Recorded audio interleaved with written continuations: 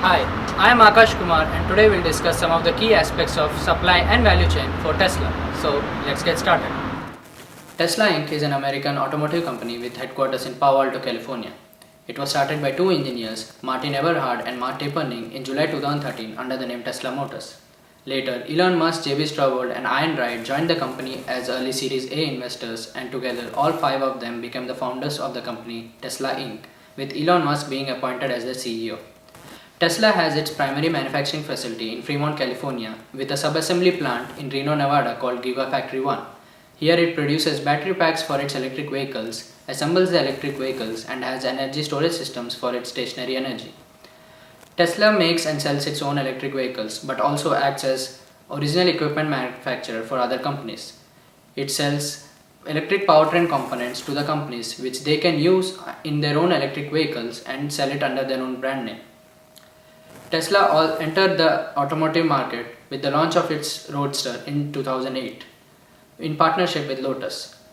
Later, under its own ownership, it launched Model S, X, Y and 3 in 2012, 14, 15 and 2019 respectively.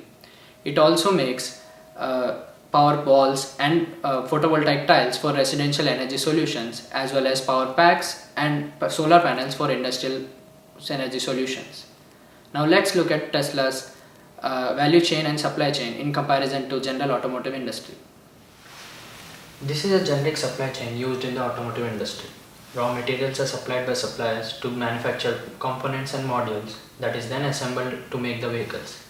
It is then sent to retail and distribution centers or financial intermediaries to be sold to the customer. Financial intermediaries include companies such as leasing firms, rental agencies, or car clubs who sell services or the car itself to the customer. Energy distribution and energy supply relates to the distribution and supply of fuel to run those vehicles, and repair and maintenance aspect of the supply chain is used to fix any issues with the vehicle. There are primarily two ways of integrating the supply chain: horizontal and vertical integration. Horizontal integration refers to outsourcing aspects of the supply chain to other companies, whereas vertical integration includes executing all of the aspects by the primary company.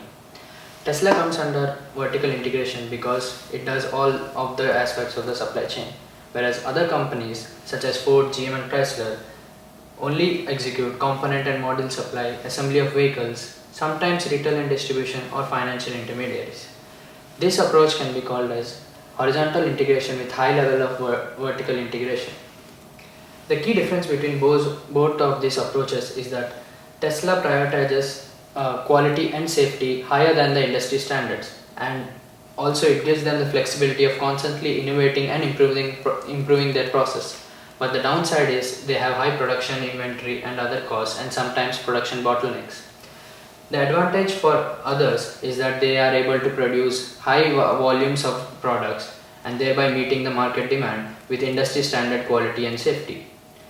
But they also have the advantage of reduced inventory production costs, as those are outsourced to other companies. Let's talk about the value chain of Tesla.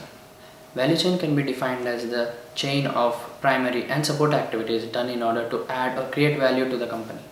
Some of the primary activities of Tesla can be their online sales of electric vehicles directly to the customer, thereby the customer ultimately saving on sales commission on top of the electric vehicle price.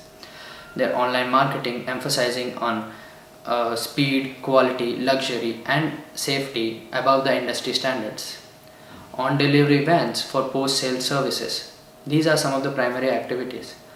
The support activities are such as the development of self-driving capabilities and vehicle and infotainment control software, as well as strategic alliances with companies like Panasonic for battery technology that is fine-tuned for electric vehicles, as well as with Toyota, Daimler and others, in order to gain vehicle manufacturing expertise and ultimately using that to create most efficient electric vehicles. Tesla's strategy to deliver innovative products, build its infrastructure for supercharging network and gain vehicle manufacturing experience through strategic alliances and frequent research and development collaboration with industry leaders has been a successful one till now. But recent production and delivery delays are an indication of future problems Tesla might have to face. Some of its problems are its narrow supplier base and over-reliance on single supplier, production volatility due to its infant stage of supply chain integration, lack of funding limiting its expansion in scale, production and logistic bottlenecks due to its vertical supply chain integration, customer dissatisfaction as a result of frequent overpromise and underdelivery can get aggravated if a new player enters the electric vehicle market. This has been the overview of Tesla's value and supply chain. Hope you have a good day. Take care. Bye bye.